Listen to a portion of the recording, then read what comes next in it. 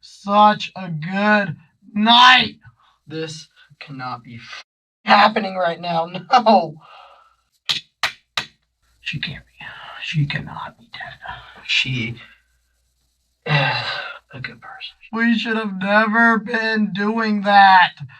This has got to be a nightmare. Paulina's got to be. God, please send her back to me. I love you. I'm so sorry, dude. I know better. I should have not allowed this to happen. I don't know how this happened. I just want to see you. No, we were having such a good night. Sitting in this interrogation room is 32-year-old Leslie Dale Boileau. He's a deputy with the Marion County Sheriff's Office in Florida, but this time, he's not here as the accuser.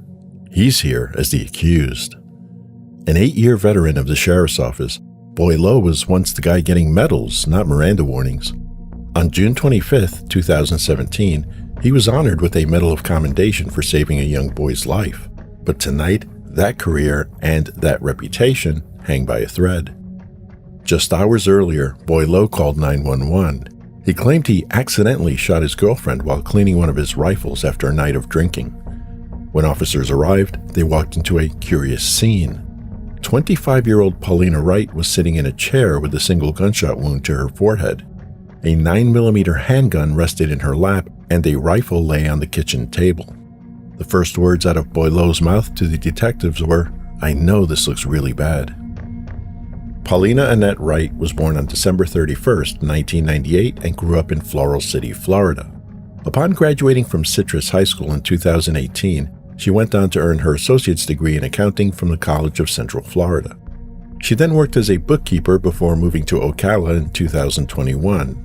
She had plans, big ones. She was preparing to start a new job as an optometrist tech and eventually return to school to become a radiology technologist. But on this night, all of those plans came to a sudden, violent end. So here we are, September 2024, a veteran deputy in the hot seat. Detectives aren't just asking what happened, they want to know why it happened.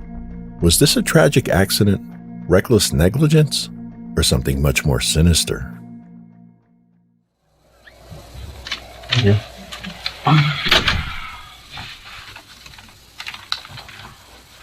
I'm sorry, dude. Oh, wow. I just got here not too long ago, so I'm kind of coming into the back end of this whole thing, right? So bear with me, because I really don't know a lot, but first thing I wanted to tell you is I'm sorry for, what's going on.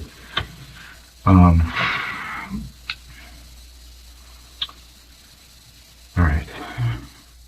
And spell your last name for me. Boileau. You have the right to remain silent. Anything you say can and will be used against you in a court of law.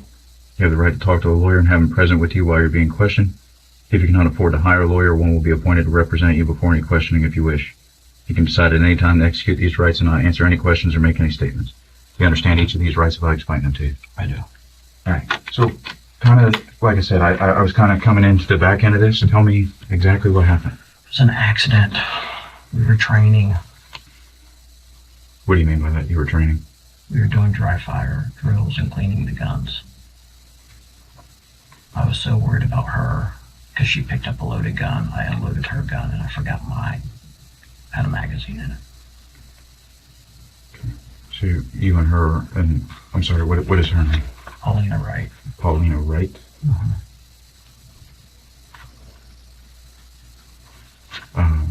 And you said you were dry firing, training with guns. What kind of guns were they?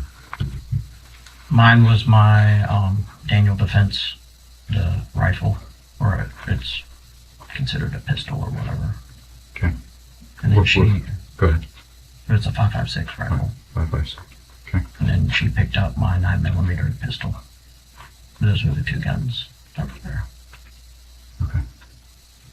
So, what time did you guys start, doing this training? I don't remember what time.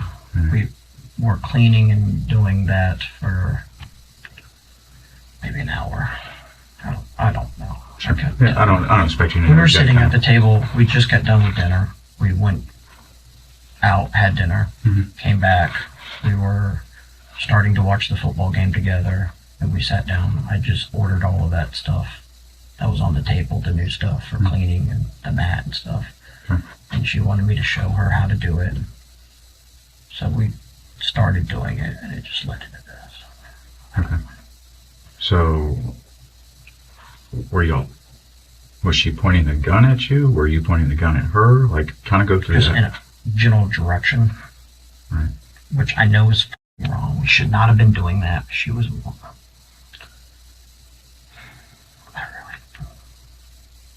But she told you that she wanted to learn how to do this? Yeah. Okay. And Obviously, just- I wasn't doing it properly because we were pointing the guns at each other, Right. or in our. I wouldn't really say at each other, but in general directions, which Right. because we were sitting across from each other. at the table, you're on one side, she's on the other? Yeah. And, Where the green mat was is where I was. Okay. And she was across the table. And so are you cleaning the guns, or are you teaching her how to Both. like to aim and stuff? We started with the cleaning. She had the rifle at first. Okay. After I got done putting it back together, she was messing with it while I was cleaning different parts of it. And we started to put it all back together. I forgot that I put the magazine back in it. And then she picked up the pistol that was loaded. And I was working because she started waving it around because she doesn't know. Right. I don't think she's ever shot a gun before. Okay. She's like, show me how to do it. I was like, well, first give it to me. Because I didn't want this to happen. So originally she had the rifle. It was on, you had cleaned it, is that right? It was in parts. Right. You had disassembled it. Yeah. And you were cleaning it, or She was picking up different pieces of it. I was showing it to her. Stuff like that. Then I put it back together, and then she picked up the pistol. okay. And then That's when you put the rifle back together, you loaded the magazine into it? correct. I normally keep the magazine with it. I don't keep one in the chamber, but I keep the magazine with it. Okay. And that was going to be my next question, because I don't know shit about guns. I don't even know what the hell a Daniel Defense gun is, to be honest This with is the brand. you. Okay. So, but when you put the magazine into it, It wasn't loaded. Oh, well, there wasn't one in the chamber at first. Right, because you had Correct. you disassembled it. I was going to go put it up, but then we started doing our dry fire things. So at some point you charged it. Yeah. So then she has a 9mm. Yeah. And she's waving it around, but you clear it. Yeah. I wanted to make sure hers was unloaded. Okay. So, Obviously, I failed to do the same with mine. but during that time where you guys are doing this training, this cleaning, the guns are being pointed at one another. Yeah. Okay. So, Which go ahead. I know better. That should not have been happening. Right. But. Okay. This is my fault.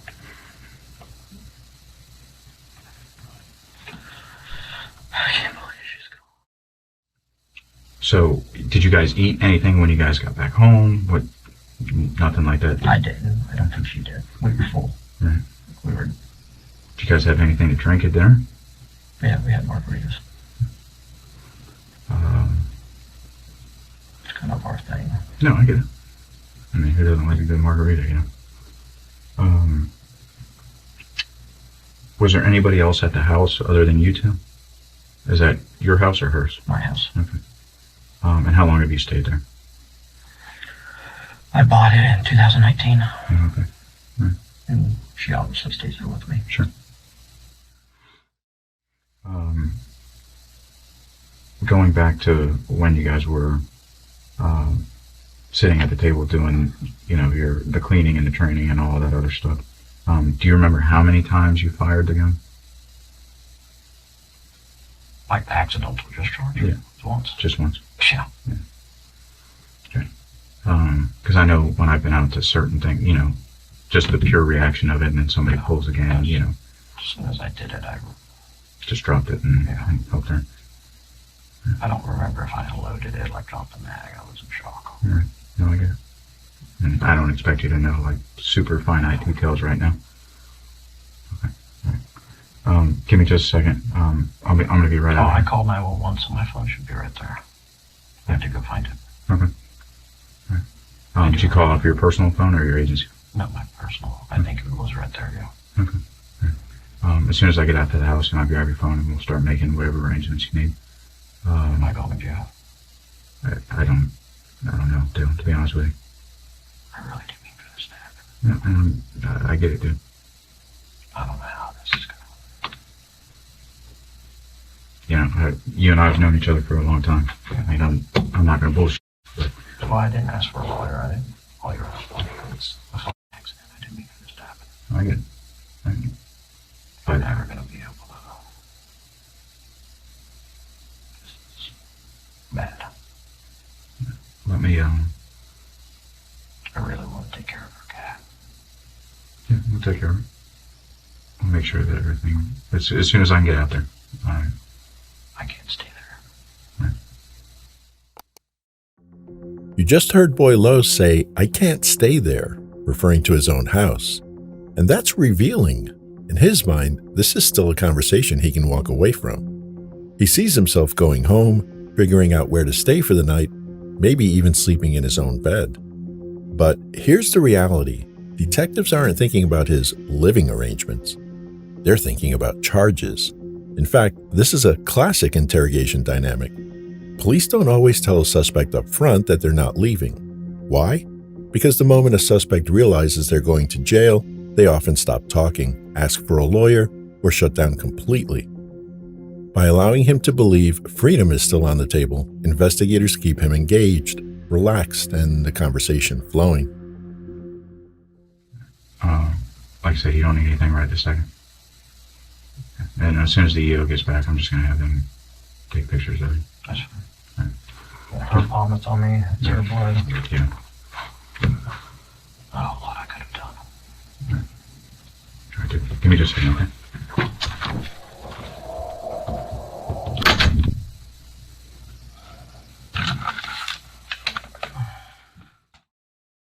At this point in the interview, the lead detective steps out.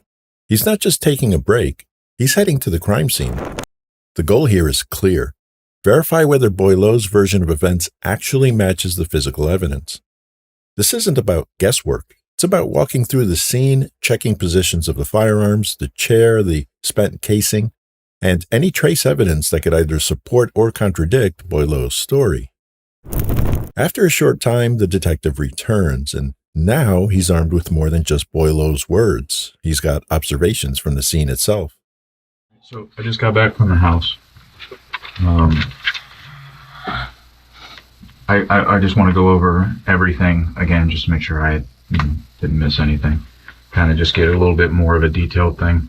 But before I do that, do you remember the Miranda rights that okay. Do I need to read those to you again? Are you okay with talking to me? Okay. All right. So you said that you went out to dinner at that Los Magallos Mexican place at about 7 o'clock, right? Here's when you guys got there. I Roughly. think, I don't know. I think it was around then. Okay. It was a little later. It was dark when we came out. I know that. Okay. What car did you take there? My truck. Took the truck. Okay. You got back home around between 8 and 8:30, roughly? Sure. I wasn't keeping track of time, really. I got you. Was it when you said you turned the football game on, had it already started? Oh, yeah. It started? Yeah, so it was after 8, because I think game 1 at 8. Okay, so you get home, you turn the football game on. Go through it again for me, please. We sit down, start messing with the... Oh, sorry. Start messing with the guns. You say you sit down, are you sitting down at the table? Yeah. Okay. Now, are you guys sitting on the same side of the table? No. Okay. Across from each other. Okay. What side of the table are you on? So if I'm going through your front door and I see the table, on the left side. You're on the where left the side. green mat is. Okay. I start to show her how to clean the gun. We're like trading parts back and forth, stuff like that. Okay. So when you're sitting there, do you have the rifle out at that point? Yeah. Okay. So you have the rifle out at that point, and you disassembled it? Yeah. Okay. So you disassembled it, and you're telling her how to like clean it? Yeah, how to clean it, what parts of what. Like I'm handing her some of the parts, and like she's holding it and messing with it while I'm cleaning other parts, type of deal. Now, does she have the 9mm at that point? Okay. No, we're just trading parts back and forth at that point of the rifle. Okay. I reassemble the rifle. She holds it, and she like dry fires it a few times. You said you had the red light on it, or the red dot, just to show her how it went? Yeah, I'm pretty sure I turned it on. Okay. Went back and forth. I was getting ready to put all the guns up, or put the rifle up. That's when she grabbed the 9mm. I had the magazine back in the rifle at that point because I was about to go put it up. So after you were going back and forth, this is where you're like looking down the red light, or the red dot, kind of going through that whole thing. So at that point, you're done with it. You put the magazine back into the gun and charge it. No, I did not charge it. Did not charge it. I don't charge it. I don't leave around in the chamber with the rifles. Okay. I just put the magazine in. Okay, so you put the magazine in it, getting ready to put it up. Yeah. That's when she grabs the 9mm. I unload that for her because she's kind of waving it around. She starts to dry fire that one. And I'm like, oh, okay. And I go to dry fire my rifle. I dry fire it the first time, and then the second time is when.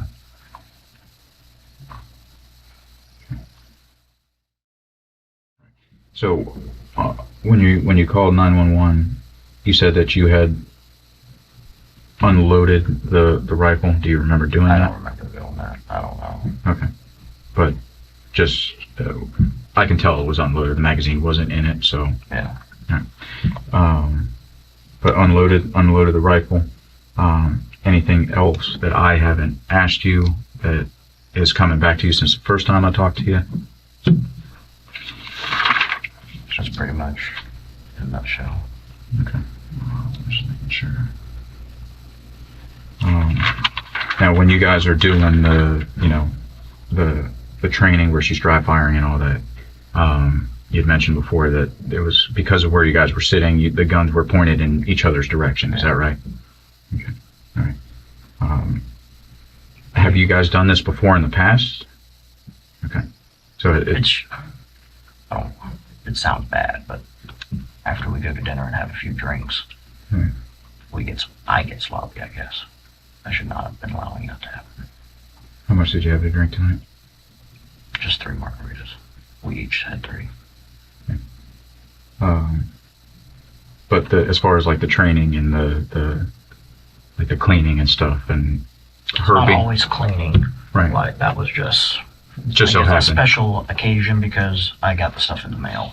Okay. And she sat down and did it, and then other times, like we do the gun belt, we do pistol stuff.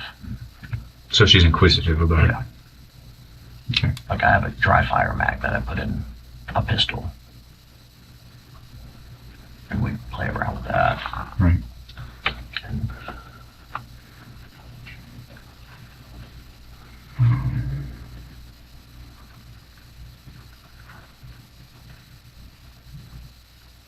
were you able to get a hold of my dad? I did not. What is his phone number? Do you know it off the top of your head? I don't. Okay. No, I didn't, but that doesn't mean somebody else didn't. Oh, they were asking me about it, and I gave them the code to give to you to get the numbers out of my phone. Then no, they didn't. Oh. I didn't get that far. But Okay. that's neither. I can get that. That's no big deal. Yeah, I'll get a hold of your dad. Or I'll get your phone so we can do all that. All right. So again, you, as far as her being inquisitive about the training and stuff, and I guess her having some sort of fascination with either cops or the firearms, and sees me carry a gun around all the time, sure. type of deal. Right. It's just one of those things. Right. so she wants to learn about it. But nothing like this is, you know, you'd mentioned that you'd gotten sloppy, but nothing like crazy had happened in the past where, you know, there was like safety issues. No. Yeah, that this just happened to be.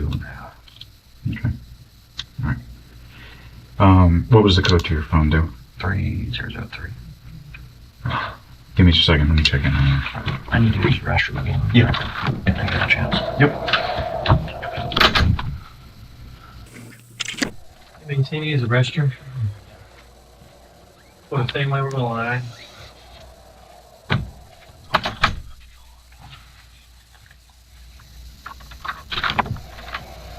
What's up, man? They told me to, I guess it said you wanted to call your dad or something like that. Yeah, did you get the number out of my phone? Yeah.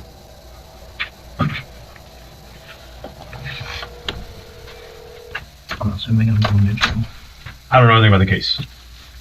So the detective just said, hey, let him call his dad. Maybe.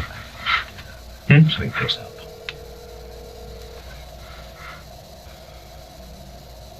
You're pretty sweat.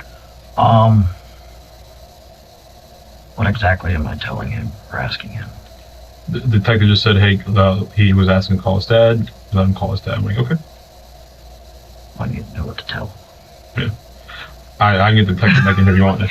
You know? Yep. Give me a second. Like, All right, Dale. So you're gonna take pictures of you. I gotta get your clothes. This is what we got, right? I'm just gonna do some overalls, and then I'm gonna need you to do your, front and back hands things. I'll tell you as I go. For right now, we're gonna start this way. The moment the detective walked back in carrying an orange-striped uniform, the message couldn't have been clearer. Boileau's night wasn't ending at home. And now, as the interview wraps up, the detective spells it out for him. Here's the deal. All right. are you going to keep the blanket in and the woman? I don't even know where that came from. One of the patrol guys gave it to me because it was so cold in here. I got you. You're gonna be arrested for manslaughter. Okay. I figured out. So a couple other things have to happen. A couple of the guys from the SO are coming up this way. I don't know who, but I can imagine. to talk to you about stuff, I suppose. So they should be here shortly, from what I've been told. And then we're doing everything we can on our end for how it proceeds, further on down the road. All right. You have any questions for me? Is there, if I send my dad to my house, is it still locked down, crime scene and everything? We still have people there. So the way that I understand it and kind of what we've agreed upon at this point is when we are done, we're securing the house with keys. We're bringing keys here. Okay. Between however you want to handle that as far as how keys get to wherever they go for the purposes of your house is completely up to you. But but when we're done, we're just going to lock it up. And we're going to secure everything. Okay. Can I take my phone to the jail with me, or are y'all keeping it? I don't think I'm taking your phone. Okay. So your phone is going to be at the house. So whoever you give permission to. Okay. Huh? Okay. Yeah. Whoever you give permission to, that's where the phone's going to be. Well, my parents can get in and out of my house as this without keys. Okay. Now. Okay. Yeah. Let me get that officer in here real quick, and we'll try and call your pops one time.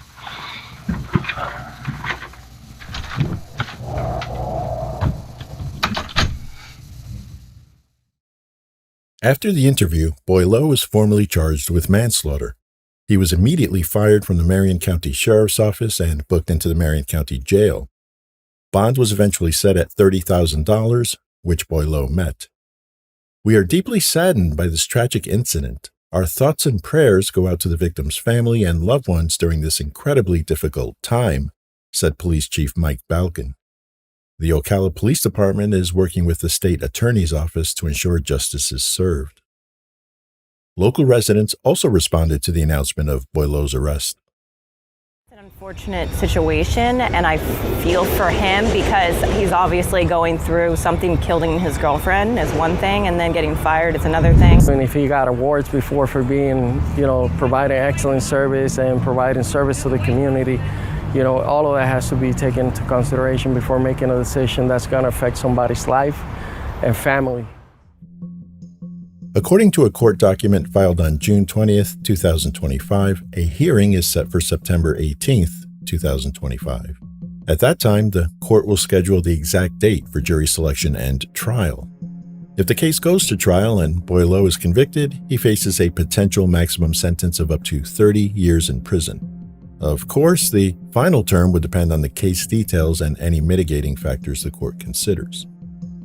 When the jury deliberates, they will likely receive a verdict form with several possible outcomes. These include guilty of manslaughter with a firearm specification, which carries a maximum sentence of 30 years, guilty of manslaughter, which carries a maximum of 15 years, guilty of culpable negligence, which carries 1 to 5 years, and negligent discharge of a firearm, which carries up to 1 year. Boileau can also be found not guilty. We'll keep you updated on all relevant developments through posts in the community section. What are your thoughts? How do you think the Leslie Boileau case will be decided? Feel free to share your thoughts below.